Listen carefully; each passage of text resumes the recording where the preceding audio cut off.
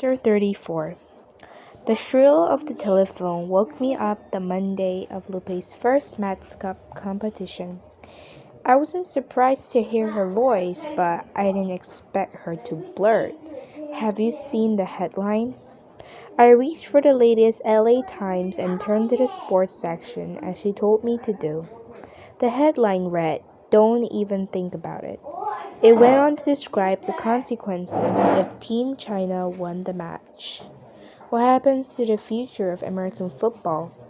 The endorsement earning power of the U.S. midfielder, and for heaven's sake, football Barbie if the United States can't find a way to prevent China's dangerous Su Wen from finding the upper corner. I read aloud. My cheeks burned. Football Barbie? Lupe and I blurted out at the same time, offended. And dangerous Su Wen, I added. You should have seen the headlines from LA Post today, Lupe said. It read, China must be stopped. I frowned. Why do they have to frame it like that? Can't we just celebrate all the players as impressive kick-butt women? And who cares how many football Barbies get sold? I fumed. Yesterday's paper was still on the table too, and I noticed another headline. Success of the Women's World Cup is looking good. Ugh, and there's this, I said to Lupe, reading to her again. The article was talking about Team USA's appearance on the Late Show with David Letterman. Letterman, who could no longer bottle his enthusiasm for Chasten and her U.S. football teammates, said last night, "The U.S. team, and this may come out wrong, but I'll just say it for now, is Babe City, ladies and gentlemen." I threw the paper down, disgusted. I know, Lupe cried. Why do they have to say that? We work so hard, but with one word, they can wipe everything out. And all that matters is how we look? It's ridiculous, even when we achieve the highest level of sports achievement, I said. Lupe and I were both furious. We were Team USA when they were being objectified in the press, and we were Team China when they were being attacked. We stayed on the phone while we got ready for school, and I told Lupe to put all this aside. Are you nervous? I asked. Lupe took a deep breath. A little. Okay, a lot. You got this. Thanks, I'm feeling good. Did you tell Allie about their interview? Yeah, Lupe said. Hey, Mia, how do you know if you like someone? I thought about the question. It's like you said before, you get a volcano feeling inside when you're around them. What if you just look at them a lot? Lupe asked. That counts too, I think. Doesn't have to be a volcano. Could also be a sunset. Why? You like someone? There was a long pause on the other line. Finally, Lupe whispered the name, and I smiled. But I can't tell if I like Allie because she's awesome, she went on, or I'm just really excited because she's awesome. She does sound pretty awesome, I said. Have you told her? Oh no, I could never. I don't know, we're on the same team, it'd be super awkward. I nodded. Still, why not? Because she's a girl. So it's different, Lupe sighed. If I tell Allie, I'd be telling her two things.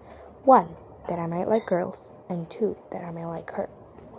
She paused and pushed out the next words in a labored breath.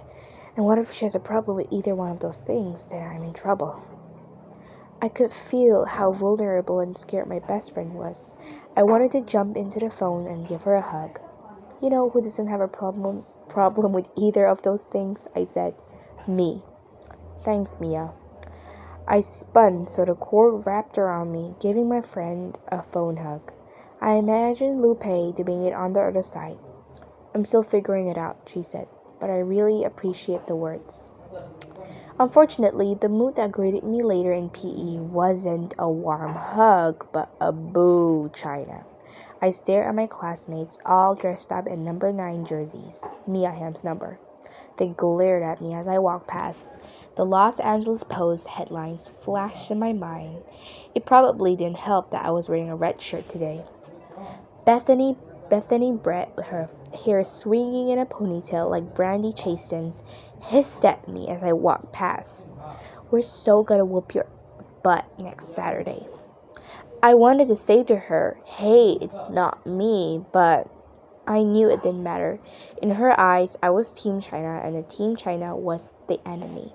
Ignoring her, I went up to Mr. Antwell with my article. His eyebrows jumped up in surprise when he read the title. "You finally tracked them down. I can't believe it." Jason jogged over to join us on the field. As he hustled past the long line of Nike jerseys, the other kids looked at him like he was Team China too. I wanted to hold out my hands. Truce, okay? But I knew in sports there were no truce, only winning and losing. "This is incredible, Mia," Mr. Anwell said when he finished reading. "Some great quotes here. Really impressive." He handed me back the article, and I asked hopefully, "Does that mean..." No, sorry, "Not only am I changing your grade," he said, throwing me the ball, "I'm making you goalie today." I caught it and yelped. "Me?" Mr. Antwell was already dividing up the teams. "Bethany, Joanne, Stuart, Roxanne, Chris, Jason, you're with Mia." As usual, Bethany slapped her hand over her face when she heard she was on the same team as me. Mia can't be our goalie," she wailed. "She'll let every single ball in. She has the hand-eye coordination of a laundry basket." "Who are you calling a laundry basket?" I snapped. "Just look at your arms," Bethany said. "They look like 2 bamboo sticks." I grabbed the gloves from Mr. Antwell. "Oh, it's on." As I put them on and took my position in front of the scary net, I imagined Gao Hong at the Rose Bowl. I was in front of tens of thousands of screaming fans. As I clapped my goalie gloves together, all my fears evaporated. That day, I played for Lupe, who still felt like she had to hide a piece of herself. I played for my mom, who had to secretly coach her students because the administration said her English wasn't good enough. I played for me, having to put up with Bethany making fun of my body every day.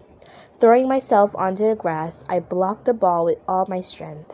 I used my hands, my legs, and when that didn't do it, I used my head. I didn't care if I got hurt. I wanted to show everyone what this thin bamboo body could do. Mr. Antwell blew his whistle and declared us the winners. I threw my arms up to the sky and sank to the ground. "You were incredible," Jason gushed. It was like something just took over me. I looked down at my calves, still shaking under my socks. "Mia, you should have seen yourself. The way you threw yourself on the grass," Stuart chimed in. I grinned and tossed the line in Bethany's direction, because I couldn't help it. Must have been my bamboo arms. Bethany rolled her eyes and kept walking back to the locker room. "I'm so proud of you," Mr. Antwell said, helping me up from the grass and taking the goalie gloves back. "You played with your heart and you didn't give in to your fear." Then he put a folded piece of paper into my hand. When I opened it, I saw that it was a note to Mr. Ingleton, my counselor. "Please change Mia's grade to an A for last term. She has blown me away with her effort. Mr. Antwell." I threw my arms around him. "Thank you.